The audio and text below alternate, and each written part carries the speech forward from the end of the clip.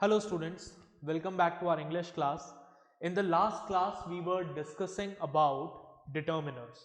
हम determiners के बारे में बात कर रहे थे और determiners में अभी तक हम articles यानी कि a, an और the के बारे में discussion कर चुके हैं.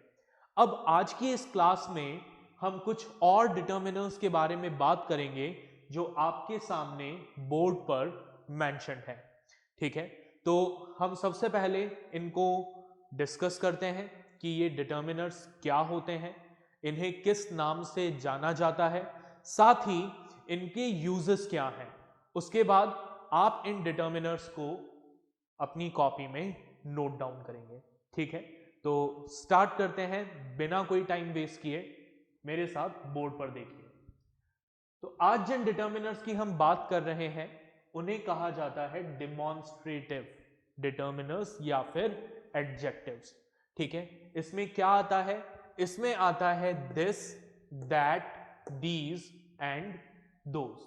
ठीक है, सबसे पहले बात करते हैं दैट की. सिंगुलर नाउन के केस में हम यूज करते हैं दैट और प्लूरल नाउन के केस में दैट का ही प्लूरल फॉर्म यूज करते हैं which is those.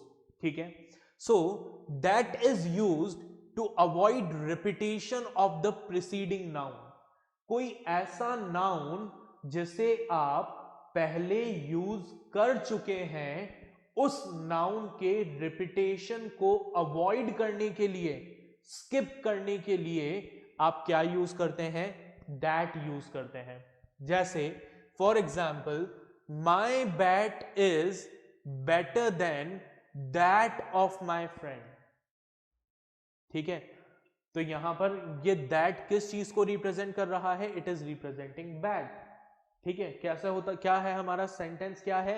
My bat is better than the bat of my friend. तो ये जो बैट वर्ड है, जो बैट नाउन है, ये ऑलरेडी पहले आ चुका है ना. तो बार बार एक ही सेंटेंस में बैट बैट बैट एक ही नाउन को बार बार लिखोगे तो क्या वो अच्छा लगेगा? बिल्कुल अच्छा नहीं लगेगा. तो नाउन के रिपीटेशन को अवॉइड करने के लिए हम क्या यूज करते हैं? दैट को यूज करते हैं. क्लियर? इसका सेकंड यूज देखिए. सेकंड यूज है इट रेफर्स टू पर्सन और thing far from the speaker. कोई ऐसी चीज जो स्पीकर से दूर है, राइट? तो उसके लिए भी हम क्या करते हैं? दैट को यूज करते हैं. जैसे फॉर एग्जाम्पल, आप अपने बेड पर बैठे हैं, ठीक है, टेबल पर आपसे दूर आपकी बुक रखी है, तो आप क्या कहोगे अपने साथ में बैठे हुए बंदे को? Give me that book. यानी वो बुक जो मुझसे दूर रखी है वो मुझे दे दो. या यहां पर एग्जाम्पल दिया है, get that dog out of here, कि वो जो दूर कुत्ता है, डॉग है, उसको यहां से ले जाओ. तो ऐसे पर्सन या ऐसी थिंग्स जो स्पीकर से फार है, दूर है, उनको रिप्रेजेंट करने के लिए भी हम दैट को यूज करते हैं. ठीक है, नेक्स्ट इज दिस या फिर दीज. अब दीज जो है वो दिस का ही प्लूरल फॉर्म है और इसे क्यों यूज किया जाता है? इट रेफर्स टू पर्सन और thing near to the speaker. ऐसे पर्सन या ऐसी चीजें जो स्पीकर के पास में है उनको रिप्रेजेंट करने के लिए हम दिस को यूज करते हैं. जैसे this is the marker which I use for writing. तो दिस किस चीज को रिप्रेजेंट कर रहा है? एक ऐसी चीज को जो मेरे पास में है. क्लियर? आ गई बात समझ में? चलिए, अब नेक्स्ट बात करते हैं हम क्वांटिफायर्स की. किसकी? हमारे अगले तरह के डिटर्मिनर्स की, जिन्हें हम कहते हैं क्वांटिफायर्स. अब जैसा कि नाम सजेस्ट कर रहा है, क्वांटिफायर्स बेसिकली ऐसे डिटर्मिनर्स हैं जो क्या करते हैं? किसी चीज की क्वांटिटी बताते हैं. क्या करते हैं? क्वांटिटी बताते हैं. तो देखिए, अब हमारे ये जो क्वांटिफायर्स हैं, ये क्वांटिफायर्स कौन कौन से होते हैं? तो सबसे पहला हमारा क्वांटिफायर है फ्यू. ठीक है, तो हम बात करेंगे फ्यू और अ फ्यू के बारे में। फ्यू क्या करता है? It emphasizes the lack of something, किसी चीज की कमी को शो करता है। कौन? फ्यू। जैसे for example, there are few sweets left in the jar. ठीक है कि भाई जार में बहुत थोड़ी सी मिठाई बची है, मतलब मिठाइयों की कमी है। सो फ्यू क्या शो करता है? It shows the lack of something. और अ फ्यू की बात करें तो a few emphasizes that something still remains. A few क्या बताता है? अ फ्यू ये बताता है कि अभी कुछ चीज बाकी है, रिमेनिंग है। जैसे we still have a few minutes left, कि अभी थोड़े से टाइम अभी हमारे पास और बाकी है। तो कुछ अगर थोड़ी सी चीज आपके पास रिमेनिंग है तो उसे एक्सप्रेस करने के लिए आप क्या यूज करेंगे? अ फ्यू को यूज करेंगे। और अगर आपको किसी चीज की शॉर्टेज को दिखाना है तो आप क्या यूज करेंगे? फ्यू को यूज करेंगे। ठीक है, अब एक चीज और आपको ध्यान रखनी है फ्यू और अ फ्यू को यूज करते समय, कि ये जो फ्यू और अ फ्यू वर्ड है ये सिर्फ किसके साथ यूज होते हैं? काउंटेबल नाउन के साथ यूज होते हैं। ठीक है, ऐसे नाउन के साथ यूज होते हैं जिनको आप काउंट कर सकते हो। जैसे there are few sweets left in the jar, तो स्वीट्स को आप काउंट कर सकते हो ना, 1 2 3 4 काउंट कर सकते हो। उसी तरीके से we still have a few minutes left, तो मिनट्स को काउंट कर सकते हैं ना, 1 minute 2 minute 3 minute 5 minute 10 minute 20 minute 50 minute count किया जा सकता है। तो फ्यू और अ फ्यू सिर्फ किसके साथ यूज होगा? ये यूज होगा काउंटेबल नाउन्स के साथ। अच्छा, अब आपके दिमाग में क्वेश्चन आ रहा होगा कि सर अगर फिर अनकाउंटेबल नाउन है, कोई ऐसा नाउन है जिसको काउंट नहीं किया जा सकता, तो उसके साथ क्या यूज करेंगे? जैसे सपोज वाटर है, तो वाटर के साथ क्या यूज करेंगे सर? वाटर को तो काउंट नहीं कर सकते हम। तो उस केस में अनकाउंटेबल नाउन के साथ हम क्या यूज करते हैं? हम यूज करते हैं लिटिल या फिर अ लिटिल को। क्लियर? लिटिल और अ लिटिल का यूज बिल्कुल सेम है फ्यू और अ फ्यू की तरह। ठीक है, चाहो तो पढ़कर देख लो, आपके सामने बोर्ड पर लिखा हुआ है। Little emphasizes the lack of something, few भी क्या करता है? It emphasizes the lack of something. A little emphasizes that something still remains, a few emphasizes that something still remains. तो यूजेस तो दोनों के सेम है, बस फर्क कितना सा है? फर्क इतना सा है कि फ्यू और अ फ्यू को यूज किया जाता है काउंटेबल नाउन के साथ, जबकि लिटिल और अ लिटिल को यूज किया जाता है अनकाउंटेबल नाउन्स के साथ। जैसे for example, we have little water right now, हमारे पास लिटिल वाटर है, थोड़ा सा पानी है। ठीक है, there is a little ice cream left. ठीक है, अब आइसक्रीम तो काउंट कर सकते हो, ठीक है, 1 आइसक्रीम 2 आइसक्रीम, लेकिन जो बची हुई आइसक्रीम है क्या उसको काउंट कर सकते हो? नहीं, तो वो क्या है? अनकाउंटेबल है। इसलिए हमने क्या यूज किया? अ लिटिल यूज किया। क्लियर? आ गई बात समझ में? अब अगला हमारा क्वांटिफायर देखिए। अगला क्वांटिफायर है मच एंड मैनी। अब मच और मैनी क्या बताते हैं? We use much with singular uncountable noun. Much को किसके साथ यूज किया जाता है? सिंगुलर अनकाउंटेबल नाउन के साथ। And many with plural noun, plural noun के साथ मैनी को यूज करते हैं depending on the situation.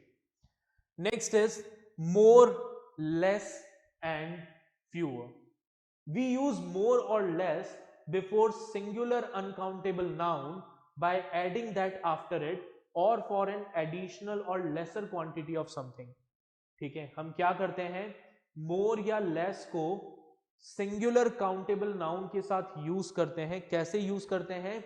Bye adding that after it, उसके बाद दैट वर्ड यूज करके। जैसे more than, less than word use करके, या फिर एडिशनल और लेसर क्वांटिटी ऑफ समथिंग को शो करके। जैसे for example, I do more work than Suresh, Satish does less work than me. तो जहां कंपैरिजन करना हो, ठीक है, तो उसके लिए फिर हम क्या करते हैं, मोर या लेस को यूज करते हैं। और फ्यूअर को क्यों यूज करते हैं? We use fewer before plural countable noun to refer to a group of things smaller than another. कोई ऐसे ग्रुप ऑफ थिंग्स को एक्सप्रेस करने के लिए जो किसी दूसरे ग्रुप ऑफ थिंग्स से छोटी है, स्मॉल है, उसके लिए हम फ्यूअर यूज करते हैं। जैसे for example, we had fewer computers a year ago. आज की सिचुएशन के कंपैरिजन में पहले हमारे पास कम कंप्यूटर थे, लेसर क्वांटिटी थी कंप्यूटर्स की, तो उसके लिए हमने क्या यूज किया? फ्यूअर यूज किया। तो आप इन सभी डिटर्मिनर्स को नोट डाउन कर लीजिए और उसके बाद हम कुछ और डिटर्मिनर्स के साथ वापस मिलेंगे। आप इसे नोट डाउन करिए।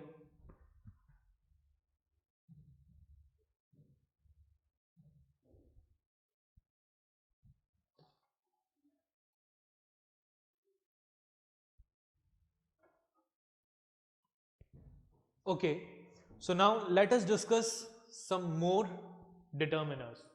Okay, तो जो अगला डिटर्मिनर हम डिस्कस कर रहे हैं वो है ईच एंड एवरी। अब ईच और एवरी के बारे में देखिए कि ईच और एवरी को कब यूज करते हैं। So we use each for 2 और more than 2 items and every for more than 2 items. ठीक है, इसको आप करेक्ट कर लीजिए, every for more than 2 items, right. Each कब यूज किया जाता है? जब 2 या 2 से ज्यादा आइटम्स हों, और अगर 2 से ज्यादा आइटम ही हैं, 2 नहीं है, तो आप एवरी यूज करेंगे। Both of these are followed by singular countable noun and singular verb. इनके बाद सिंगुलर काउंटेबल नाउन और सिंगुलर काउंटेबल वर्ब को यूज किया जाता है। जैसे each of the 2 boys has won a prize, every student in the school is present today. ठीक है, next, we use each when the number in the group is limited और definite. अब each कब use करेंगे, every कब use करेंगे? तो एक और यूज देखिए, जब हमारे ग्रुप में नंबर जो है वो लिमिटेड है या डेफिनेट है, फिक्स है, तो आप ईच यूज करोगे। But every is used when the number is indefinite और अननोन। जब नंबर अननोन है, इनडेफिनेट है, जैसे each student in my class was promoted. तो यहां पर स्टूडेंट इन माई क्लास जो है ये डेफिनेट है, हमें पता है कि क्लास में कितने स्टूडेंट हैं, इसलिए हमने क्या किया? ईच यूज किया। Every person in the world has a parent. अब every person in the world, तो वर्ल्ड में कितने पर्सन है? क्या आपको डेफिनेटली पता है, एक्यूरेटली पता है? नहीं, तो हमने क्या किया? एवरी यूज किया। क्लियर? नेक्स्ट देखिए, most, several and all. We usually use most with plural uncountable noun.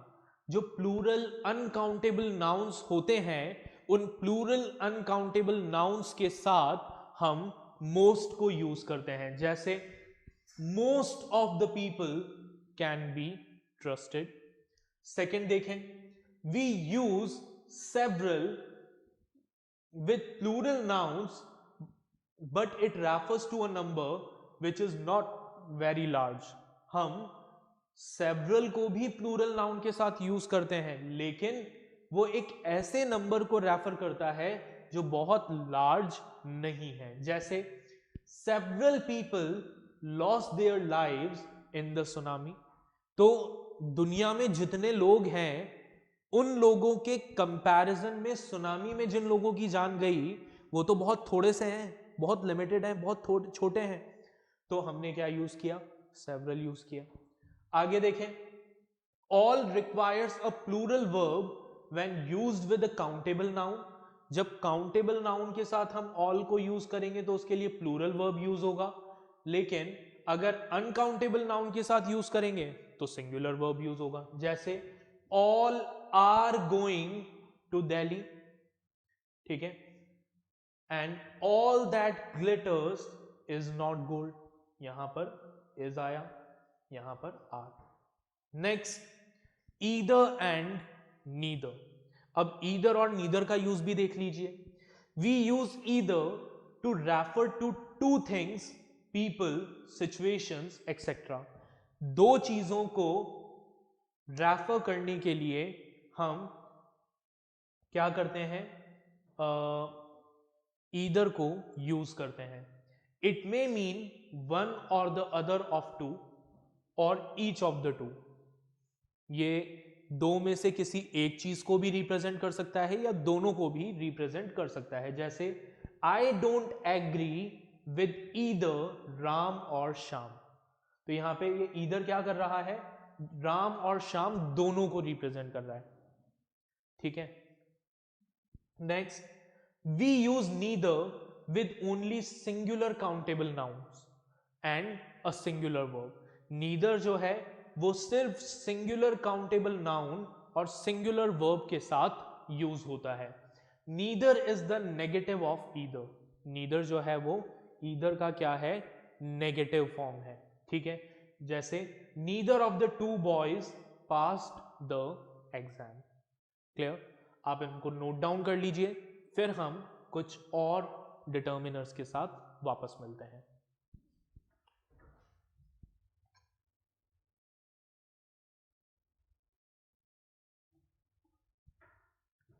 Okay, तो अब हम डिस्कस करेंगे हमारे लास्ट टाइप ऑफ डिटर्मिनर्स को, दैट इज पजेसिव डिटर्मिनर्स. अब ये जो पजेसिव डिटर्मिनर्स हैं, these possessive determiners tells us who ओज समथिंग, कि किसी भी चीज का ओनर कौन है. ठीक है, ये कौन बताता है, पजेसिव डिटर्मिनर्स बताते हैं. We use different possessive determiners depending on who owns the thing we are talking about. हम अलग अलग तरह के पजेसिव डिटर्मिनर्स को यूज करते हैं depending on the owner of the things we are talking about.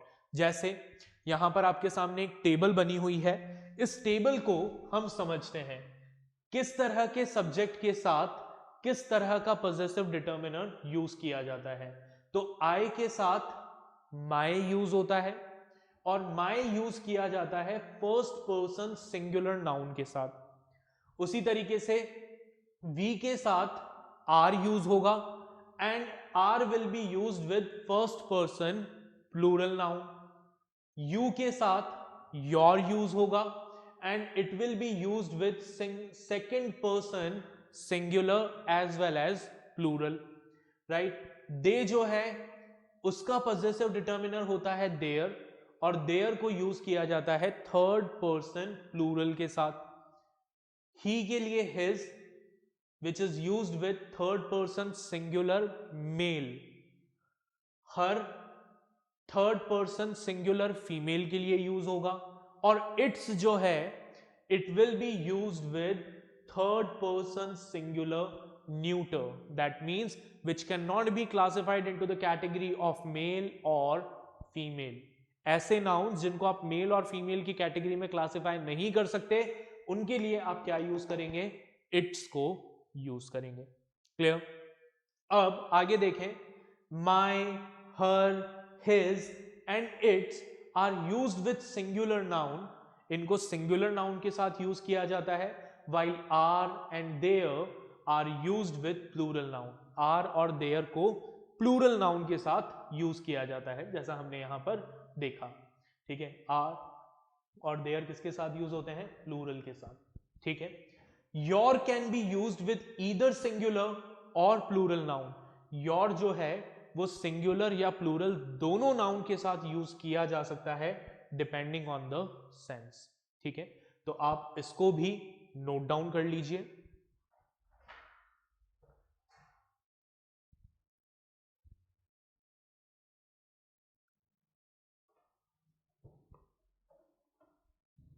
Okay, तो आपने इसको नोट डाउन कर लिया होगा। इसके साथ हमारा जो टॉपिक है डिटर्मिनर्स वो कंप्लीट होता है। आपको जो एक्सरसाइज इसके साथ मिलेगी वो एक्सरसाइज आपको ज़रूर करनी है, ठीक है। फिर हम मिलेंगे अगले लेक्चर में अगले टॉपिक के साथ।